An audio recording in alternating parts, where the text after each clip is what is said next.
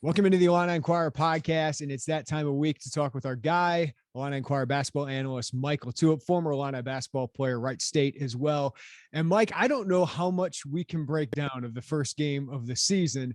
A win over Jackson State, 71-47, some great defense, some bad offense from Jackson State as well. But without their three top players, Kofi Cockburn out with suspension, Andre Curbelo in concussion protocol, Trent Frazier out with a shoulder injury, and then a guy we think could be a scorer and maybe at times in hints of a primary ball handler, potentially, Austin Hutcherson is out. So really probably four of your best, most talented scorers on the team, maybe the four most talented players on the team are out. What'd you think? Like, that game happened, I guess it happened and they won. I don't know if there's much to take away from it otherwise. You and I were texting before the game, and I think the word we used was, this will be intriguing. You don't really picture a world without Andre Curbelo and Kofi. I mean, you picture a world without Kofi because that was the reality for much of the offseason. But no Curbelo, no Trent, no Austin Hutcherson. It really is, as we're going through the list of all potential ball handlers for the team, that's what the big question became. Who's going to handle the ball? And I think it's a little bit overrated in a sense of like, we need, we're not going to be able to function without anybody that can handle the ball. Overrated in the sense, like, you can have somebody dribble the ball up the floor. Yeah. And a lot of times, to make the comparison, I think Coleman Hawkins was the best fit for it, because not only can he do it, but odds are you are being defended by a guy that is also a big, who is uncomfortable guarding in the backcourt, and you can at least get into your offense because they're going to run a little more spread action anyways. So just getting it across the court was basically all you needed to do. I go back to the Oregon game when we played in 2013 at the Moda Center, where the Blazers play against Oregon. And they had a certain scheme that they were running where the whole John Eakey brought the ball up the entire game. And that was just the way we did it. And then we got into our stuff and continued with the game. But I thought, you can't take a lot from this game, just from like an X's and O's standpoint. They didn't run their normal offense. But you got to feel good about it. You're down four guys, you win convincingly, four really good players. You win convincingly. Guys are playing hard. We mentioned it talking, before we started, but when we started talking about this game, because the question mark for IUP was, God, it came out flat. Guys weren't, I feel like guys had a little more to give defensively, and these guys played hard, man. Shorthanded, came out. And I also think that the element that you have to think about is there's a lot of guys who envision having the opportunity that they had in that game. You don't think about Curbelo going down, Frazier going down, Kobe going down, Hutcherson going down. So now it's really hard as a player not to be like, this is my moment, right? I'm stepping up. This is what we've been waiting for. I have to show this. And I give the guys credit, man. They came out and just played within the team, everybody, and they were out of position. They made it work. And I think it says a lot about them. It says a lot about the staff. It says a lot about the culture, the foundation that they've created. We're like, no, it doesn't matter who we put on the floor. Yeah. We're going to play hard. We're going to get on loose balls. And I thought that was really the story of the game. Like I said, not much to take from it, but you can take, this is who we are as Illinois basketball now. Yeah, I agree with you. They played hard. And that's why Brad Underwood was saying, I'm so proud of that locker room. Jackson State's not a good team. They just aren't a very good team. But there were some moments of adversity in that game. I mean, they get within 11 at the beginning of the second half, and they responded. They come out at 12-0, right? I mean, if you would have given Jackson State some confidence, who knows where that game could have gone with some guys doubting themselves. But I do want to mention this. I think it allowed the outside world to appreciate Jacob Grandison a little bit more. He is a guy who has led a Division I team in scoring before at Holy Cross under a pretty good coach there. He was a calming influence, Mike. And it's just a reminder of, he's a very good player. And sometimes when we're breaking down this team, he's always the guy that's kind of left out. Because it's Jacob Grandison. He's 6'6", gives you some scoring sometimes, passes the ball well. Not a great defender, but good energy guy. Consummate teammate, it seems like. But that was kind of a reminder. So it was good to see that. Jacob Grandison, 20 points, really had a huge second half. I just thought it was kind of almost a Jacob Grandison appreciation game because they needed him, man. They needed somebody to step up, and it always made sense for him. I tweeted before the game, like, it's probably going to have an Illini career high for Jacob Grandison, and that's exactly what he did. Calming influence, you hit the nail on the head. I think, and I've said it before on this podcast, I've probably tweeted it before, Jacob Grandison has game. Like I think, he has game. And I think going from Holy Cross, where you are the leading scorer on your team, where you are 14 a game, being able to see yourself do it at the college level gives you all the confidence to be able to step up in those situations. And I'll be honest, he looked like a guy in that game that was just ready to step up into an elevated role. And I think the really neat thing about Jacob Grandison is the fact that he can do that when called upon. And I guarantee you, when Kofi and Curbelo and all these guys come back, he's going to go right back to being who he was. And that's not saying he played completely differently. There's just more opportunities for him, offensively, especially. So really impressed with not only just his ability to score. We know he can do that. We know he can shoot the ball. We know he fights, he keeps balls alive. But I thought he made some really good plays off the dribble. Where Illinois struggled, right? And we haven't seen a lot in his career so far. We haven't, and where Illinois struggled, and for those of you that'll stick around for the film breakdown, a lot of times the play that was open was beating your man off the dribble. They helped in from the corner, kick it to the corner, and it was a wide open three. And there were probably 3, 4, maybe 5 times in the game where Illinois, this just kick it to the corner, and they didn't. And Jacob Grandison had a really, really good play. It was on I believe it was on the Luke Goody 3 in the corner by the bench in the second half. He maneuvers through a ball screen, plays with pace, gets downhill, change of direction, guy commits in from the corner, kick it. Like it's such a simple read, but it's a read that guys, you get one track minded coming off the ball screen where I got to score, I got to shoot this floater.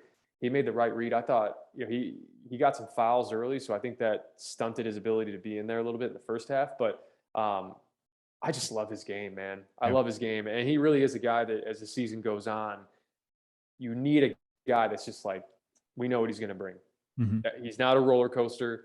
He's not, and you can tell, like, just his demeanor. He doesn't get too high, doesn't get too low, and those guys are really valuable. All right. So if you bought stock in the Coleman Hawkins breakout, the first 3 looks we've got at him are pretty good. What can he take from these 3 games where he was the best player on the court. I thought the other day, Jacob Grandison ended up leading the scoring, but there was just in that first half, Coleman just asserted himself in so many ways.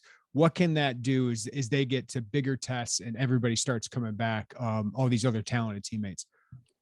Give the guy credit. It's the role that he played Tuesday night was basically going from, hey, you know what? Take the training wheels off your bike and let's put you in a car and go stick shift.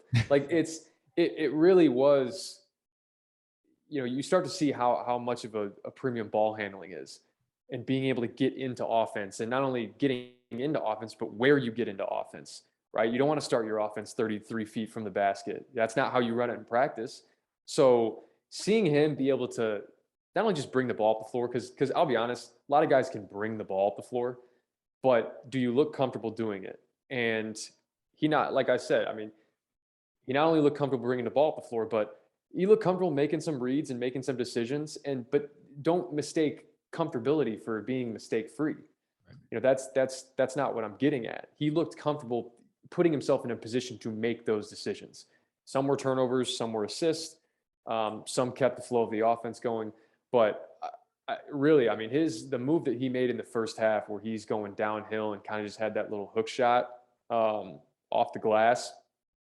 I think at times he gets a little excited, yep. And he plays that way. And you'd much rather have a guy that you need to kind of reel in a little bit than kick in the butt.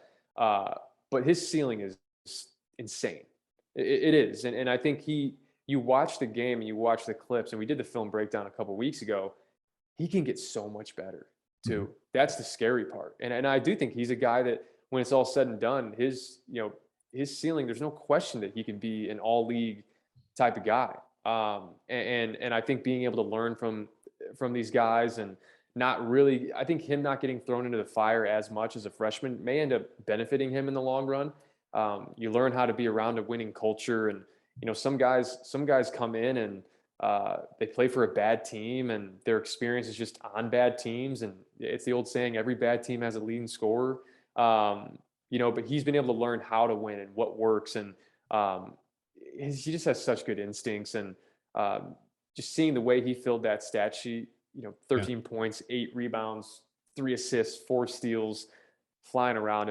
It's got to put a smile on that staff's face. I mean, they got a player in Coleman Hawkins. Yeah, no, like there's some things you gotta, as you were talking about, he gets excited at times. He talks trash, which I think Brad Underwood doesn't mind, but there's just moments to do it and moments and ways to do it. But I'm sitting there watching some of Michigan and you say Caleb Houston, or you see Moussa Diabate, or you watch Ohio State and you see EJ Liddell do what he does. And it's like, I see what Coleman Hawkins does more on the defensive side as so valuable, Mike, when you're talking about those guys that Illinois got to go up against that they've struggled against for years, like that 4 position, they've really had a disadvantage there. And you put a guy like Coleman there with that length and that skill, it's just a different dynamic.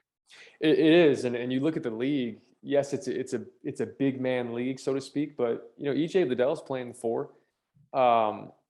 Caleb First is a guy that's starting for Purdue, and he's a guy that's going to be playing in there at the 4 with Zach Edey and Travion Williams playing at the 5. So, like, it's not a position where you can really have a night off, offensively and defensively. And I think you'll see certain things in the film breakdown that, although they are about the freshmen, there's certain parts, for him defensively, he covers up a lot of things. He blocks shots. He's always talking. He's vocal, and those are the things that you want to see out of a guy who has that type of potential.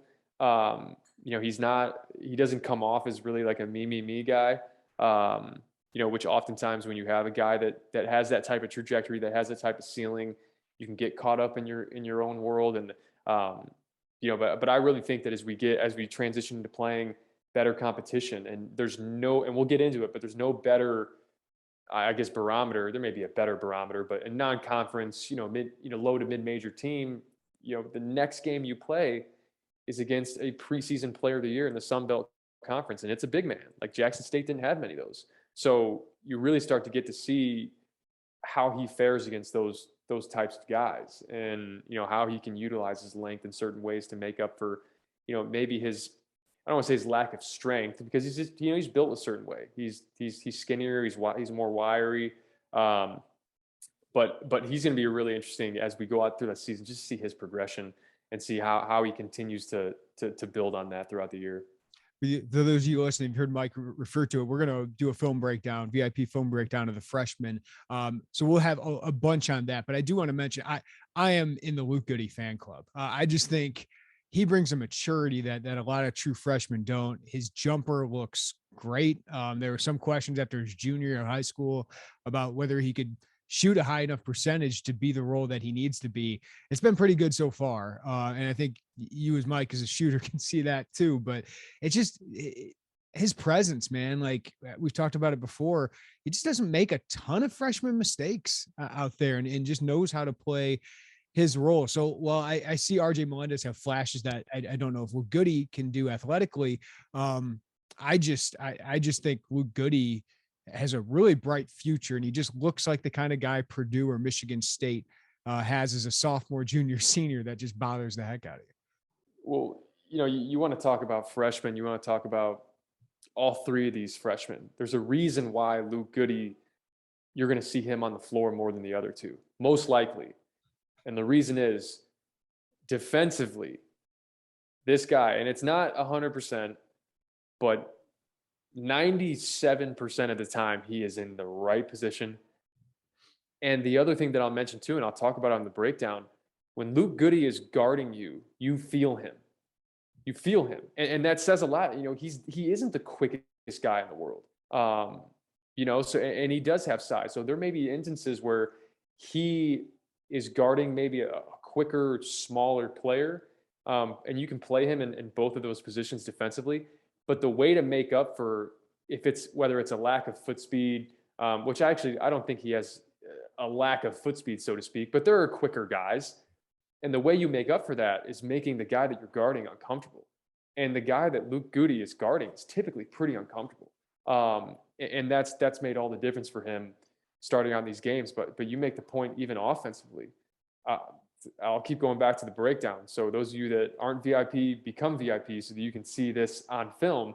But he has such a knack, and it's so small. It's so small. He is always shot ready. Yeah. He's always down. He's always loaded. And the difference is that, and the reason why he can get those shots off is that if you are standing straight up when you catch the ball, you got to go down and then you got to go back up. And if you are shot ready, you take that first part out of it. So although it's a fraction of a second, it's a fraction of a second for a guy to be, this close to the ball before tipping it. And, for you going down and going back up, that's the difference between getting a shot off and getting blocked, or just not having a shot and then potentially having to swing it around and have to hoist up one at the end of a shot clock. So that's why he's been able to take those shots. And that's why you look at the percentage that he's going to shoot throughout his career and the types of looks he's going to get is because he does his work early shooting the ball. Yeah. And I mentioned, like, there's a couple of times Coleman Hawkins gets the ball at the top of the key and he's not shot ready. Right. Like, and you can see, so he's not going to make that one because his footwork isn't there. He's got to bend down to kind of get into his shot. So I think that's a great point. Even a guy like Coleman, who's going to play a huge role, still needs to work on those kind of things. I do want to, go ahead, Mike. Well, I'm just saying, like, the Coleman Hawkins, I made the point on the film breakdown of he stands up a lot. Yeah. He's standing straight up. And honestly, it's the RJ Melendez thing too. RJ Melendez does it at times too. And it hurt him a little bit in that first game. So being shot ready is, there's no replacement. I had to do it because my first open gym at Illinois, I caught a corner three and Mike Henry closed out on me and blocked the shot off the wall. And I remember I caught it standing straight up and went back down. There just wasn't enough time. So do the work early, but I'll also make this last point because you get me talking about shooting. I'll break it down. So you got to think about it. The reason why you have to train yourself to be shot ready is because late in the game, fourth quarter, second half, whatever you want to call it, you will mistake bending down for bending over. And what I mean by that is, picture sitting, you're standing, you catch the ball, right? And if you were to bend down, or if you were to squat down to shoot it, the level of your eyes lowers and then raises. If you bend down, you can be at that same level and you can trick yourself into thinking that you're squatting down to shoot it when really you're bending over. So your balance is all thrown off. And that's why late, if you're not using your legs, if you're not bending down, shots become short. And that's what Coleman Hawkins, if you watch his misses on pull-ups are always hitting the back rim or the backboard first. And his misses on catch and shoots are typically short. So little tidbits, I guess, there, but it's almost easier to act out than it is to explain it. But anyways, we'll break that down. But all those guys have room to improve on that. But it's something that Luke Goody does really well.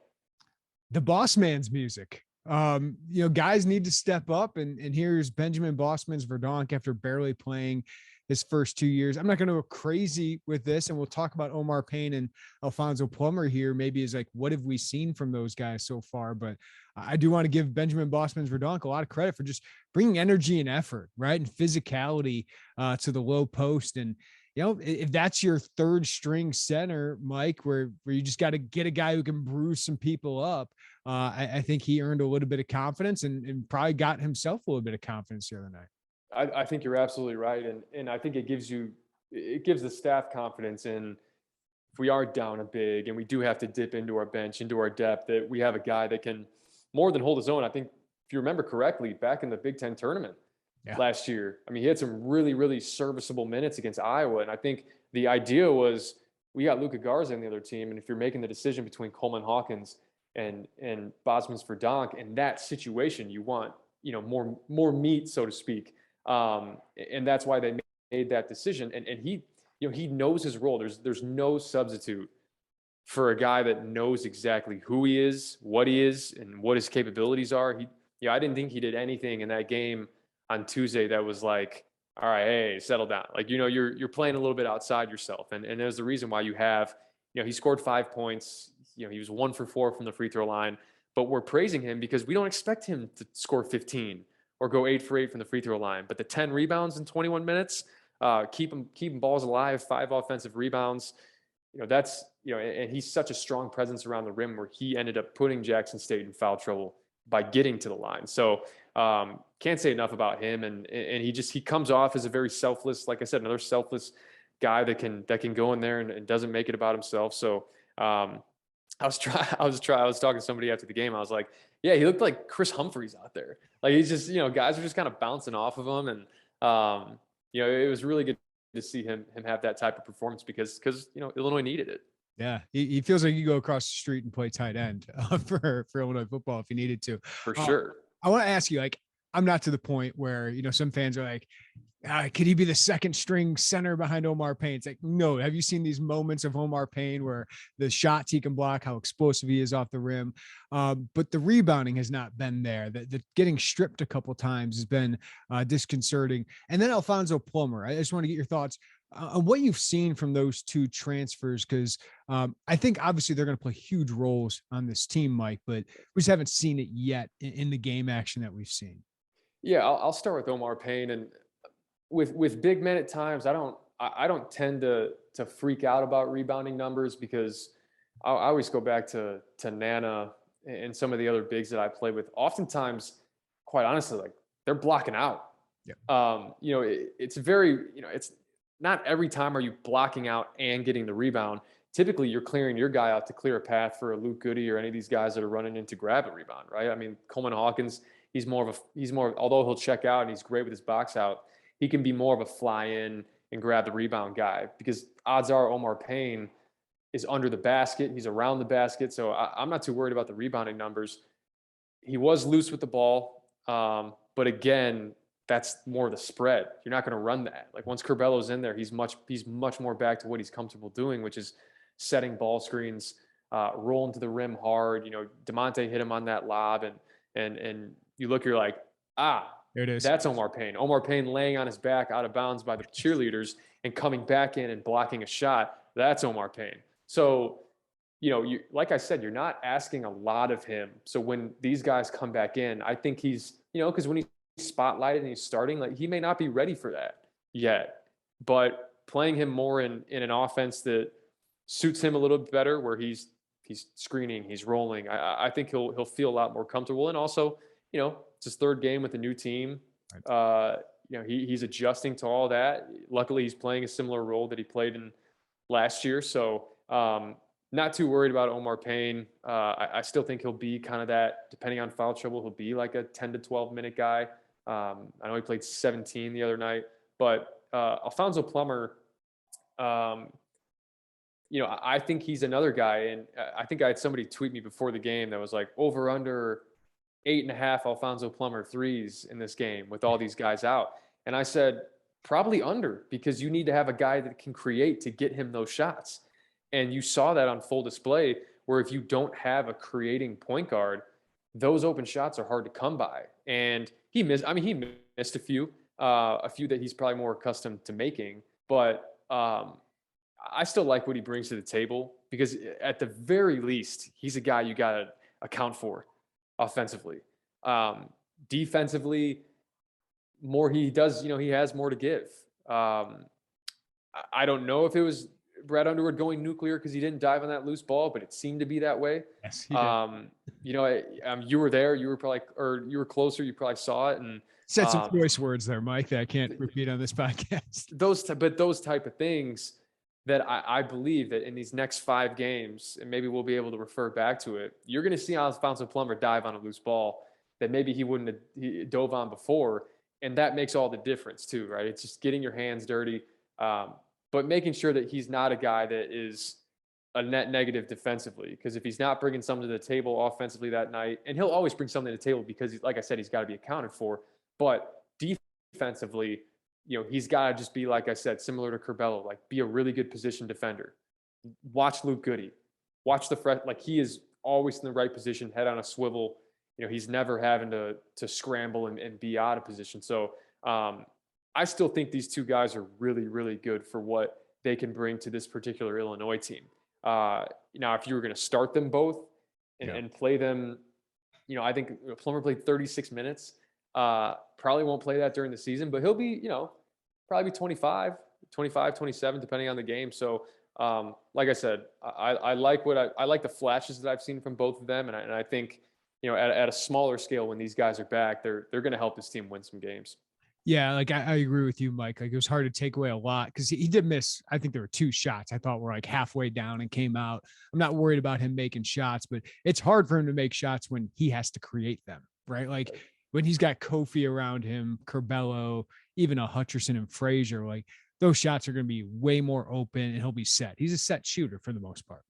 You're right. And I think too, we made the point in the initial film breakdown for Alfonso Plummer.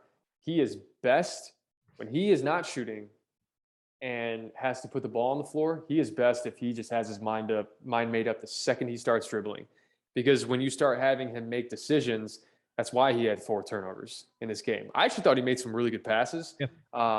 That maybe a little bit different with a little more length in there, but he had a good little hook pass to the top of the key for I believe a Coleman Hawkins 3.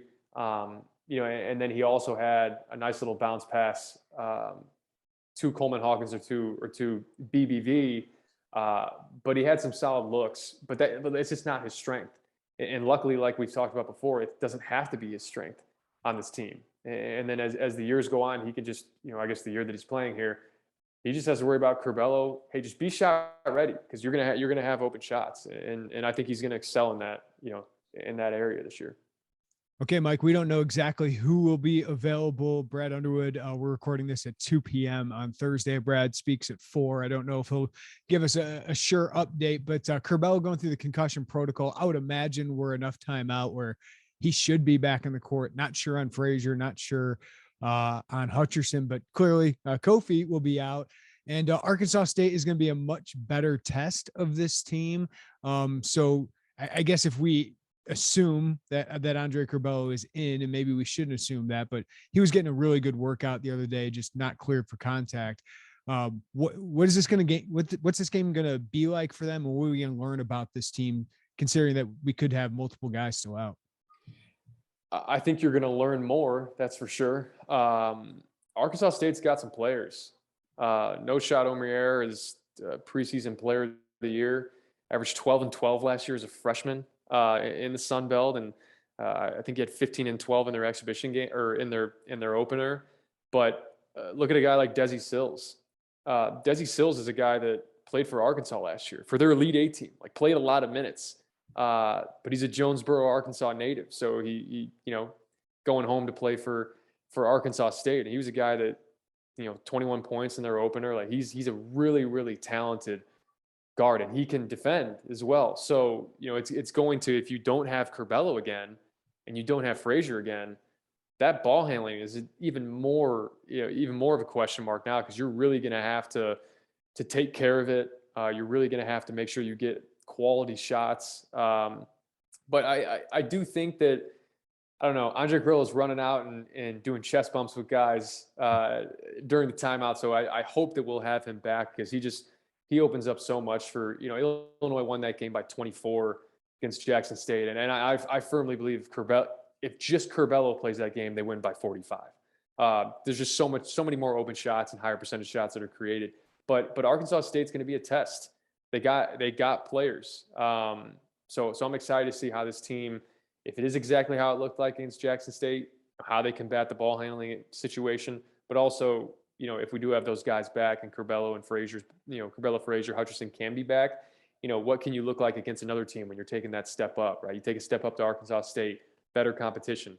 Then you take a step up to Marquette. So we'll see how these guys evolve playing better competition. So I'm excited to see that.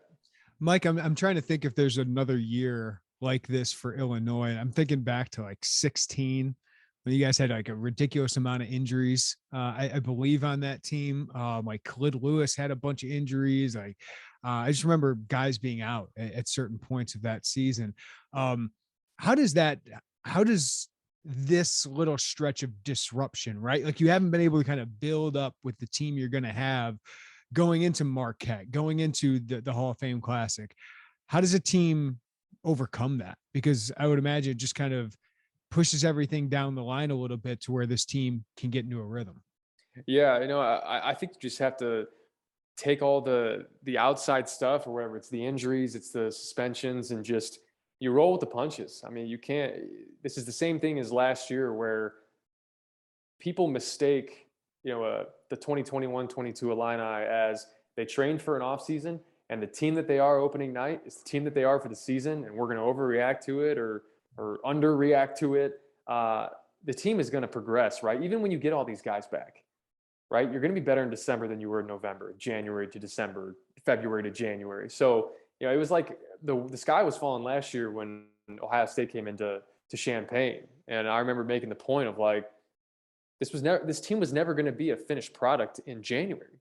It's always going to be March. And I know there was the slip up against Loyola and it ended up ending the season, but that team steadily improved and you saw them hit their apex in the Big Ten tournament. But I think, you mentioned the parallels to 2016. I remember just being in Springfield and I was redshirting, and myself, I had to make the decision of like, I either had to burn my red shirt right there because we needed guys to play, to start, or just preserve the year. I ended up just preserving the year because Kendrick was going to come back in 2 weeks. Tate broke his hand and broke his finger in the first game. Tracy was already out. Like, we were down so many guards. But at that point, the difference between that team and this team, obviously that team went 5-13 in conference, and this team has Final Four hopes. But the difference is, outside of Kendrick and Malcolm, there were just a lot of question marks of like, who could we insert? This guy could be, you could go all the way down to like the ninth guy, and the ninth guy can end up being the third best player on the team. This team has a pretty solid pecking order. And the reason why that's good is because the guys that are filling in right now, playing more minutes, they have an understanding that when those guys come back, that it's going to be different. So you can play and you don't have to put too much pressure on yourself because this is a couple game thing, but you can at least take some confidence from it. And I think that's what all these guys can do. That's what a Jacob Grandison can do. That's what, a Coleman Hawkins can do. But Coleman Hawkins and Jacob Grandison are still going to maintain very, very major roles for this team.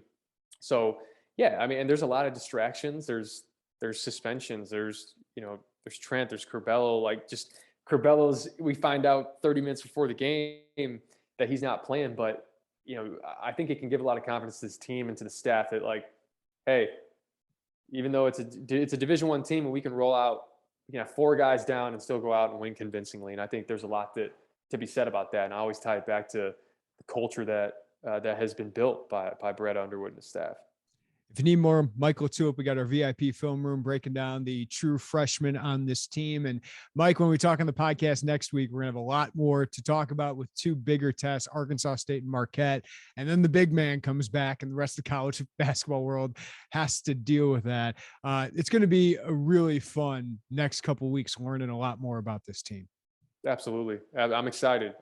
Each game has its own little excitement because, even when Kofi comes back, yes, this team will reach even greater heights, but now just seeing these guys have to step up in different ways and win in different ways is really, really neat. So I'm excited as this progresses to see what players progress. And, there's always a certain dynamic, but it was good seeing, this first week of college basketball, watching Michigan last night. They're going to be a really good team. The Big Ten Conference is absolutely loaded this year. Keegan Murray, watching him over at Iowa, you think they're taking a step back this year, but with a guy like that who's a potential, sleeper first round pick, late second round, or early second round pick, there's a lot to be excited about for this Big Ten season. Great stuff, Mike. We'll chat to you next week, man. All right, man. Sounds good.